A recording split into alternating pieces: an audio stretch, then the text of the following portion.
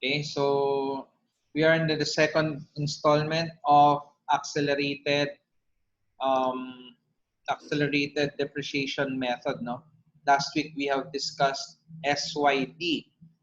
Okay, some of the years. Right now we are going to discuss declining method, both declining, double declining, and 150% declining. Okay, pero it's the same concept. Same concept lang yung i-apply natin dito. Okay? So first, you have to know how to compute first for the straight line method. Okay? Very basic yung straight line method natin, right? If you remember, you just divide, okay, kung ilan yung useful life. Okay? So, if for example, we have 100,000 fixed asset, divided by 5 years, ibig sabihin, meron kang 20,000 a year na depreciation. Now, it's very simple pagdating sa double declining. Kasi dodoblehin mo lang yung rate of depreciation. Okay, paano natin ginagawa to? Okay. Sabi natin, dun sa example natin earlier, if you are going to use straight line method using 5 years, okay, every year, you will be recognizing depreciation expense. Okay? Equal siya into 5 parts. Kasi 5 years yung useful life. Okay? Now, if you are going to convert that into percentage, okay? If you are going to convert that into percentage, kung 5 years yan, ibig sabihin, every year meron kang 20% recognition of depreciation expense. Tama ba? Kasi 1/5 equals 20%. Now, if we are going to use double declining, from the word itself na double declining, dodoblehin mo lang yung rate for a certain year. And since ang declining method is an accelerated method, okay? Ibig sabihin, on the first year, magkakaroon tayo ng mas malaking or yung pinakamalaking depreciation for its useful life. Okay?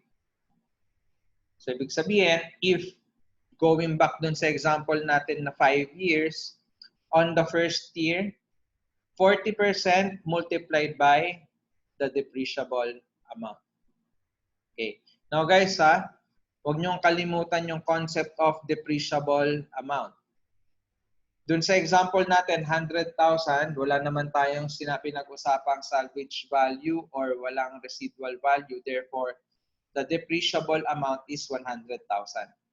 Pero pag meron tayong residual value or salvage value, i-deduct nyo muna yon to get the depreciable amount. Okay? Now, para ma-appreciate nyo to, no, we have a sample problem. Okay? Now, sample problem. Guwapo ko. Corporation yan. Purchase a machine, okay, 2012 for 500,000. Okay? The machine has an estimated useful life of 5 years. So, very familiar dun sa example natin earlier. Okay? However, this time, meron tayong salvage value of 50,000. Depreciation is computed by using 200% declining balance method, meaning double declining method ang kailangan gamitin. Now, what should be the depreciation charge for the year ended 2013? Okay. Now, tingnan nyo yung problem. First year natin is 2012. Second year natin is 2013. So, ang pinapa-compute sa atin is the depreciation expense for the second year. Okay? Kung makikita natin, 500,000, first in mind dapat magkano yung depreciable amount na gagamitin mo. Okay? Now, if you would see,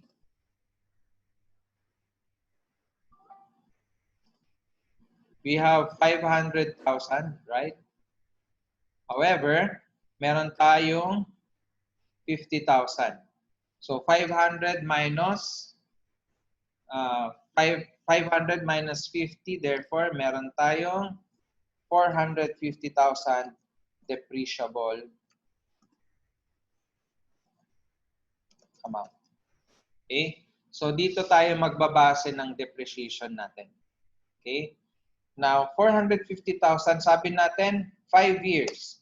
In 5 years, computein muna natin yung rate. Okay, diba? 1 over 5 is equals to 20%. Tama? Kung gagamitin mo straight line. So, 20% yun every year for 5 years. However, since we are going to use double declining, i-multiply mo siya by 2 para makuha mo yung rate na gagamitin natin, which is 40%. Okay? Now, kaya siya naging double declining kasi instead of the normal 20% na gagamitin natin as depreciation rate, ang gagamitin natin is 40% every year. Okay? However, our formula for that should be rate multiplied by the depreciable or the carrying amount.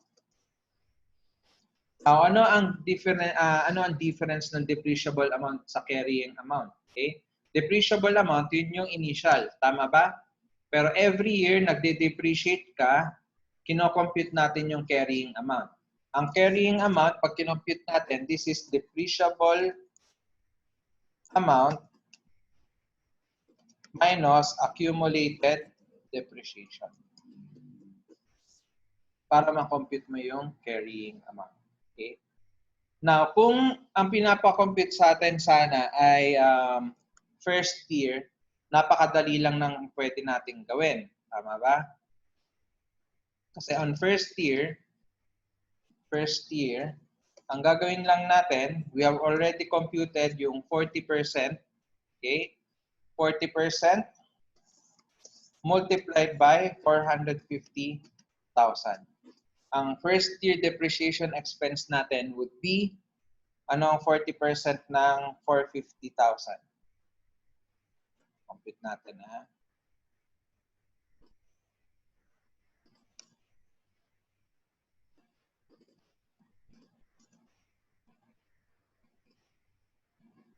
So 4 times 45. So nasa 180,000 ba to? 180,000. Okay? However, hindi yan yung hinahanap nating sagot kasi that is for the first year. Okay? Now, on the second year, yun yung hinahanap natin, which is in 2013. Okay? 2013, second year. So, computein muna natin kung magkano yung carrying amount. So, carrying amount would be 450,000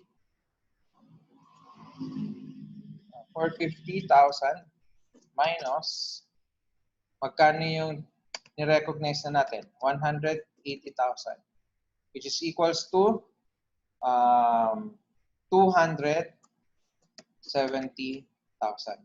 Now, ito na yung depreciable or the carrying amount na gagamitin natin for the second year. Okay? And since double declining, again, instead of 20%, 40% ang gagamitin natin to compute for the depreciation expense. So 40% times 270,000, magkano yun?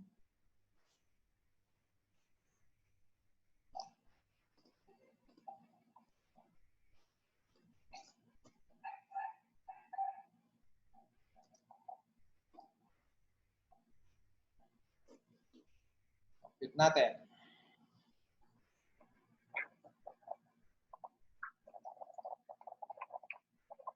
Okay, 270, 123 times 0.4. Okay. Tama ba? Parehas tayo ng sagot? It is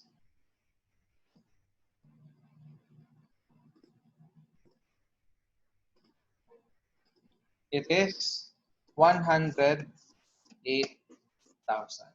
Okay? 108,000. So answer letter D.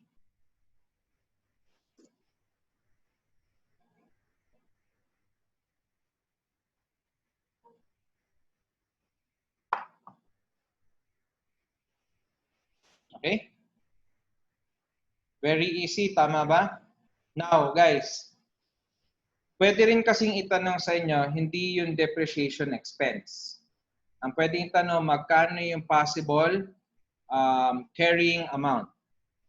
Looking at this example, pag pinakompute sa atin ang carrying amount on the second year, that would be 450,000 plus, 450,000 minus 180 minus 108 plus yung 50,000. Okay? Yun yung carrying amount niya. So pag wala siyang salvage value, very easy yung pag-compute. Let's say yung 500,000. Tama ba? Every year, nagbabawas tayo ng 40% according dun sa useful life na 5 years. Okay? So magkano yung binawas natin? 40% nung first year, 40% again on the second year. So pwedeng gawin mo, shortcut, no? To compute for the carrying amount would be, instead of multiplying it by 40%, you multiply it by 60% twice. Okay? So tingnan natin for example, kunwari 500,000. 500,000 ang basis natin. So 500,000,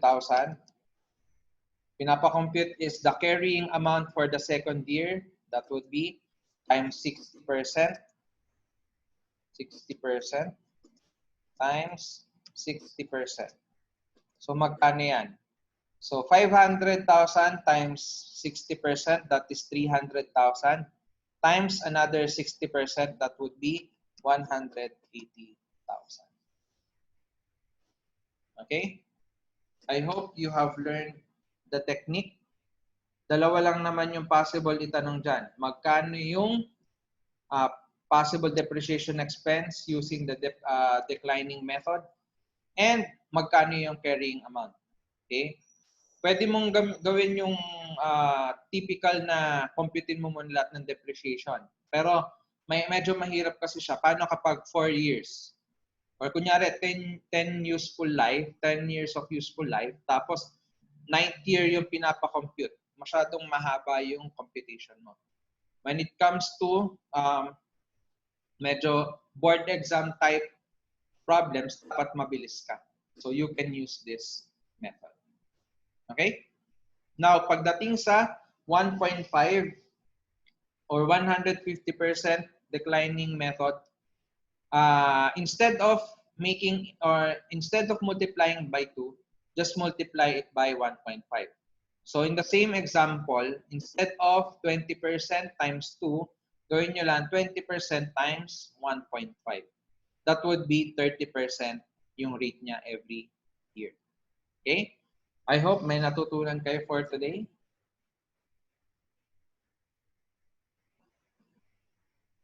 Stay safe. Bye-bye.